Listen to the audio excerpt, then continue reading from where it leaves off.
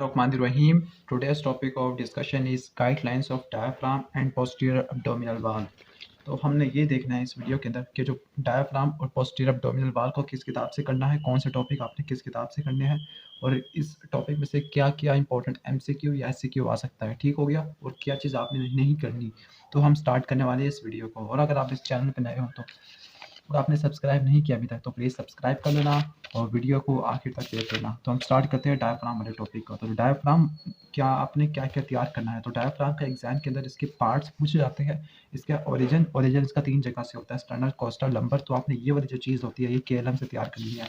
और डायफ्राम की इंसर्शन, तो आपने ये सब चीज़ें, ये वाला पैराग्राफ आपने पूरा पूरा केएलएम से करना है। इसके बाद आपने डायफ्राम के जो न्यूरोवास्कुलर स्ट्रक्चर है ये भी आपने करना है केएलएम से। और ये बहुत इंपॉर्टेंट टेबल है क्योंकि इस टेबल में सुपीरियर पार्ट ऑफ डायफ्राम और इंफीरियर पार्ट ऑफ डायफ्राम या सुपीरियर सरफेस ऑफ डायफ्राम या इंफीरियर सरफेस ऑफ डायफ्राम को कंपेयर किया हुआ है। तो ये पूरा टेबल आपने अच्छे से तैयार करना है। इसके बाद जो डायफ्राम में इंपॉर्टेंट चीज़ है वो होती है डायफ्राम की अपर्चर्स। जो डायफ्राम की ओपनिंग्स होती है वो आपने करनी है बीडी से। तो मैं बीडी से आपने ये वाला जो टेबल होगा मेजर ओपनिंग्स इन डायफ्राम, और यही ओपनिंग आपने थोरैक्स के अंदर भी पढ़ी होगी।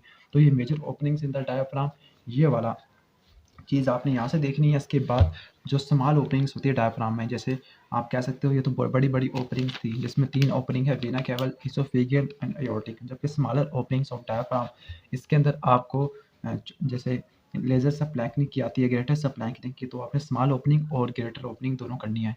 मेजर ओपनिंग्स का ये टेबल और स्मॉलर ओपनिंग्स के 5 पॉइंट्स यहाँ से तैयार करनी है। ठीक है, रिलेशनशिप डायफ्राम के इंपॉर्टेंट नहीं है, आपने इसको छोड़ देना है। इसके बाद सेंसरी नर्व सप्लाई, ये तो सारी इस टेबल के अंदर कवर हो जाएगी इनर्वेशन के अंदर, तो आपने टेबल यहाँ से देख लेना है। ठीक है, बाकी ओपनिंग्स आप यहाँ से छोड़ सकते हो क्योंकि आप बीडी से अच्छे से कर रहे हो।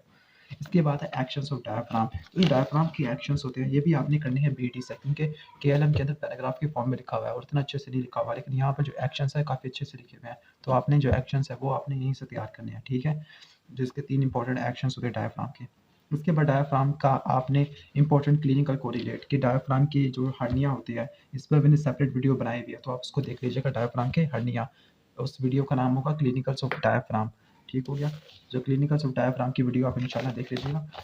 इसके बाद पोस्टीरियर एब्डोमिनल वॉल की बात करते हैं। तो सबसे पहले आपने पोस्टीरियर एब्डोमिनल वॉल के अंदर देखना है कि कौन कौन से स्ट्रक्चर्स है या फिर क्या क्या कंटेंट है जो पोस्टीरियर एब्डोमिनल वॉल के अंदर आते हैं। तो ये आपने चीज़ें आपको पोस्टीरियर एब्डोमिनल वॉल के अंदर देखने को मिलेगी। ठीक है, इसके बाद बारी आती है थोरैकोलम्बर फेशिया की। तो अभी आपने करना है यहाँ से केएलएम से। ठीक हो गया, थोरैकोलम्बर फेशिया की कंटिन्यूएशन, इसकी अटैचमेंट किन किन जगह के ऊपर होती है, मीडियल आर्कुएट लिगामेंट और लैटरल आर्कुएट लिगामेंट कहाँ से अराइज करती है, ये आपने यहाँ से तैयार करना है। इसके बाद muscles of posterior abdominal wall, इसमें सिर्फ आपने 2 चीज़ें तैयार करनी है, इनकी इनर्वेशन तैयार करनी है। ठीक है, इनर्वेशन और इनके मेन एक्शन, बाकी इसमें से कोई चीज़ नहीं पूछी जाती। एग्जाम में ज़्यादा से ज़्यादा ये आ जाएगा कि आप muscles of posterior abdominal wall के नाम लिखे, इनकी इनर्वेशन लिखे और इनके मेन एक्शन लिखे।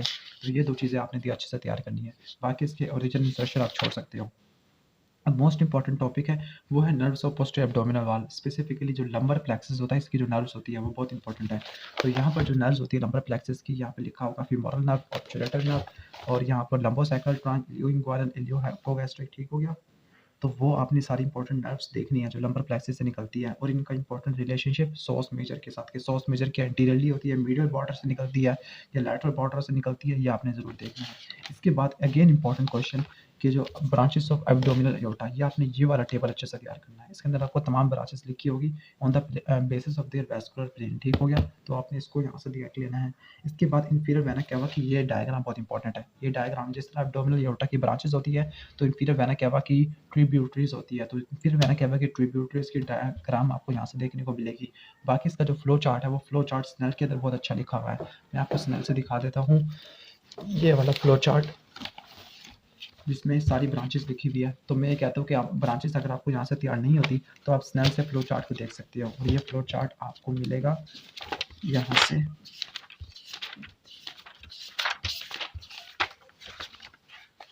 ठीक है, ये वाला आपको नजर आ रहा होगा, ये ब्रांचेस ऑफ एब्डोमिनल एयोर्टा। तो ये पूरा फ्लो चार्ट बनाया गया है, तो आप इस फ्लो चार्ट को ड्रा कर लीजिएगा केएलएम के ऊपर ही या बीडी के ऊपर ही, और ये आपको इंफीरियर वेना कैवा की ट्रिब्यूटरीज तो बहुत अच्छे से बना के लिखी हुई है। तो आप इसी टेबल को, ऐसे फ्लो चार्ट को अच्छे से आप कर लेना। ठीक हो गया, स्नेल के इस तरह आपको केएलएम की डायग्राम याद करने की जरूरत नहीं पड़ेगी। लिम्फेटिक वेसल्स की बात करते हैं तो लिम्फेटिक वेसल्स में आपने सिर्फ जस्ट ये याद रख लेना कि जो लंबर लिम्फ नोड कहाँ से लेते होते हैं लिम्फ, और इसके साथ साथ जो राइट लिम्फेटिक डक्ट ने कहाँ खत्म होना है और थोरेसिक डक्ट ने कहाँ पे खत्म होना है। तो ये इंपॉर्टेंट है। और सिस्टर्ना काइली के रिलेशनशिप क्या होते हैं कि कहाँ पे पड़ा हुआ होता है, किस वर्टिब्रा के लेवल पे पड़ा होता है और कौन कौन से लिम्फेटिक ट्रंक इसमें आके खत्म होते हैं।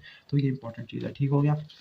अगर हम बात करते हैं क्लिनिकल्स की, तो क्लिनिकल में मैंने आपको बताया डायफ्राम की हड्डी आती है और जो रेफर्ड पेन होता है डायफ्राम का, कि अगर सेंट्रल पार्ट की इरिटेशन है या पेरिफेरल पार्ट की इरिटेशन है। इसके बाद सोर्स एब्सेस वैसे इतना इंपॉर्टेंट नहीं है क्योंकि ये क्लिनिकल आप लोअर लिम्ब के अंदर भी पढ़ चुके हो, लेकिन जो सोर्स टेस्ट होता है इलियोप्सोस टेस्ट वो इंपॉर्टेंट है। ठीक है। इसके बाद आपने जो कोलैटरल रूट्स, ये वाला क्लिनिकल भी काफ़ी इंपॉर्टेंट है, तो आपने इसको छोड़ना नहीं है। 3 कोलैटरल रूट जिनकी वजह से एब्डोमिनो पेल्विक वीनस ब्लड आपस में शंट हो सकता है। ठीक हो गया। तो कोलैटरल सर्कुलेशन प्रोवाइड करने वाले 3 एब्डोमिनो पेल्विक वीनस पाथवे, तो ये आपने अच्छे से तैयार करना है। ये भी एमसीक्यू में या फिर एसएक्यू में 2 नंबर का आ सकता है, तो आपने इसको नहीं छोड़ना। तो ये था बेसिक ओवरव्यू। तो अगर वीडियो अच्छी लगी हो तो उसको लाइक करना और चैनल पे फर्स्ट टाइम हो तो उसको सब्सक्राइब कर लेना please please please. Thanks for watching this video. अल्लाह हाफिज़।